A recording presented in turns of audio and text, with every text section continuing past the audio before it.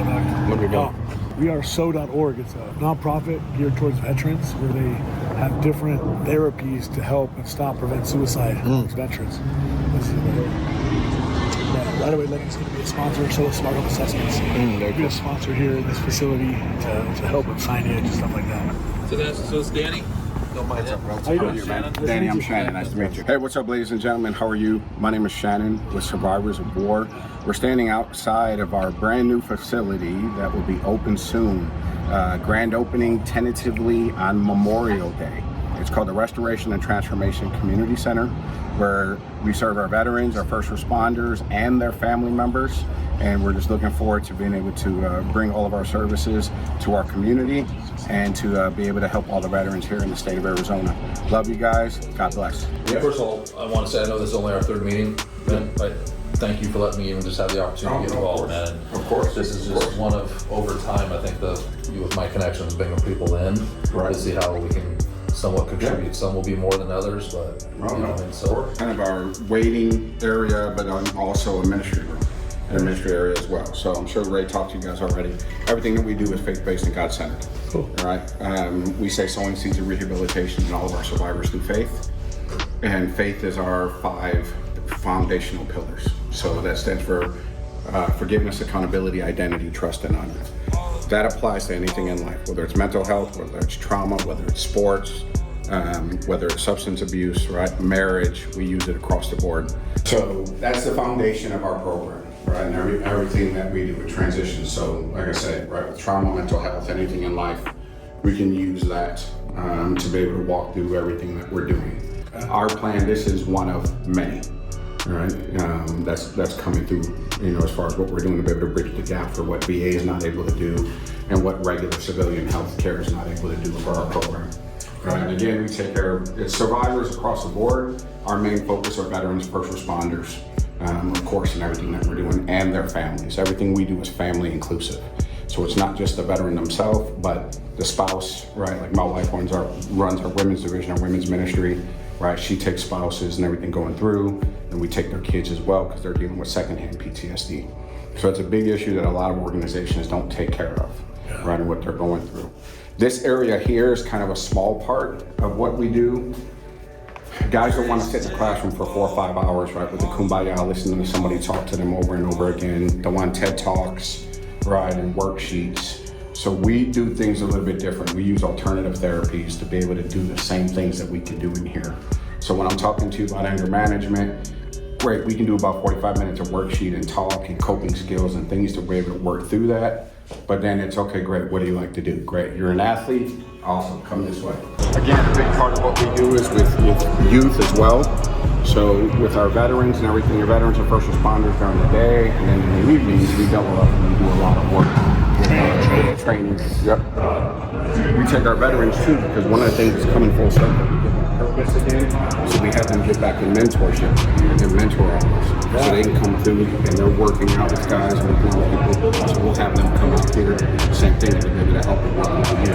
One of the biggest things in therapy and recovery is when you're able to get back. Because now, right, them speaking down and them speaking that right to kids and being a mentor to them speaks to themselves how they're doing rehabilitation, having trainers that are skilled in that to be able to use this for physical rehab, also breaking up the mundane, right? Same thing. We take our adults, our veterans and first responders, the same thing.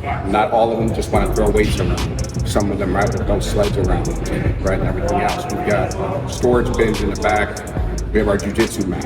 So we have Jiu-jitsu and self-defense that we use as well. It's another thing for coping skills, stress management, critical thinking skills, right? If you go too fast to the right, somebody takes your neck. You go to the left, they take your arm. So you have to be calm under pressure, right? Which are those things that trauma, PTSD, right? Mental health are all things to be able to help with those coping skills and mechanisms. So we just use practical application instead of just sitting in a classroom. as well as like our God's Country program. So we take veterans, we get tax donated, so we go hunting, fishing, camping, kayaking, right? We get them outside of the normal process of just sitting in the classroom or sitting in a clinic and waiting in a hospital for hours on end. Okay, great. Hey, let's get out and create camaraderie, right? You're not going to tell me about your feelings and your pains and your woes and the issues that you're having if you don't know me. But we're out fishing, we're out kayaking, right? We're out hunting, and we're in those times of creating relationships and creating bonding and creating brotherhood. And now they're more open to say, man, I'm struggling with my wife. Hey, I'm struggling with this, I'm struggling with that. So now we create those environments for them to put their guard down, and now they open up, and now that's where the transformation starts to happen. Another part on the sports side, still in the process, we'll have our golf simulators back in this. Oh snap! Our program started as a golf and rehabilitation program. Yep. Don't break your back, There bro. you go. Golf saved my life. It saved my arm, first and foremost. Really? So Wow. I've had multiple surgeries on my left arm. It's all titanium. I've got screws and plates, but sitting in Walter Reed, sitting in hospital in Germany and everything else, I got injured in Afghanistan. So a big part of my day was just making circles, right? Small circles, big circles, and they kept, after 9 surgeries, they finally stopped, but they wanted to amputate, and I wouldn't have let them. So golf was one of those things with putting a putter in my hand to help with my range of motion, and then putting a weight in it to get range of motion and everything, circulation. So golf is a big part of our program and what we do. That's kind of what founded it. It's just kind of pulling everything together now into this center so that we can now duplicate this center across the country. So the plan here in Arizona is to have 5 of these. But I have no shame in my game, so we sold our house in order to keep everything going and keep it moving.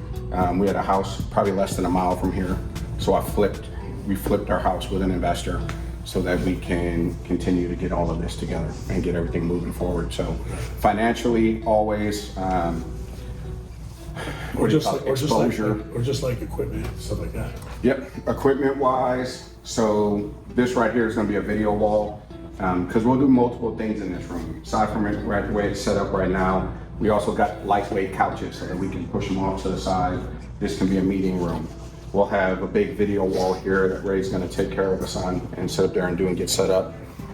We'll have fight nights, we'll have game days, right, and bring the games and everybody else here, fight nights, events, movie nights. We can do chalk talk. We'll be doing that, but yeah, definitely meeting events, lots of veteran stuff.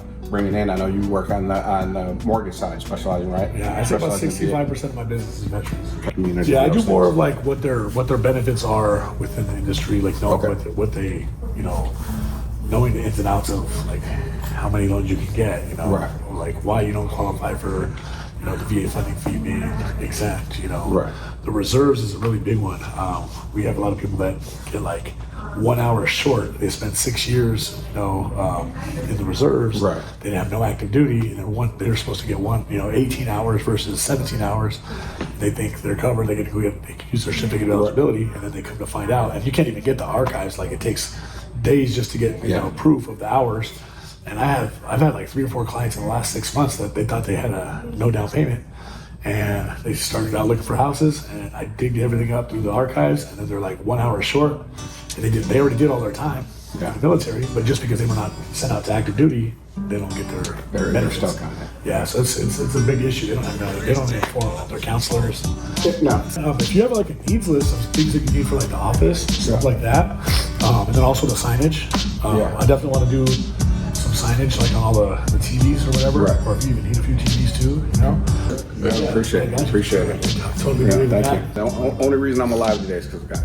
Oh, So, yeah. and that's why everything that we do is faith-based, God-centered. I was on 150 pills a day. I can grab my phone and show you. We did a campaign at one time. I took 6 months of my pills, right? Put all the bottles around me, took a picture, and then I dumped them all. And and I had a mound, like this, almost 18 inches of just meds. 150 pills a day, and that was my life, and that's still the same thing that VA does. Got a couple of cease and desist letters from them because I was bad mouthing, just like all they want to do is drug us into compliance. All right, so now it's just, hey, we're here to bridge the gap because they're undermanned, they're underpowered, and they can't get it done. So there's so much out there. Thankfully, we've had administration over the past probably 10 years that has signed into law, right, and with an executive order for there to be what's called the Community Cares Network. So now veterans have a choice. They're not just stuck with the VA. They have a choice on where they can go and get care. And the same thing, like we'll have a physical health here, so we'll have NPs and PAs. So now they can't get an appointment at VA. Nope, just come here for your primary care, and they can see, right, and they can be seen.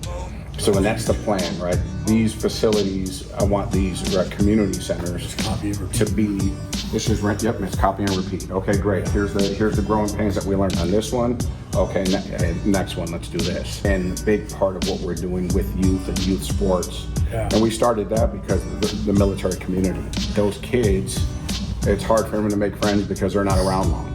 You know, typically a lot of them, right, every 2 years they're moving. So they have withdrawal, they have trauma, they have issues with making friends. So creating a community for all of them, but also, right, firefighters, police officers, their families.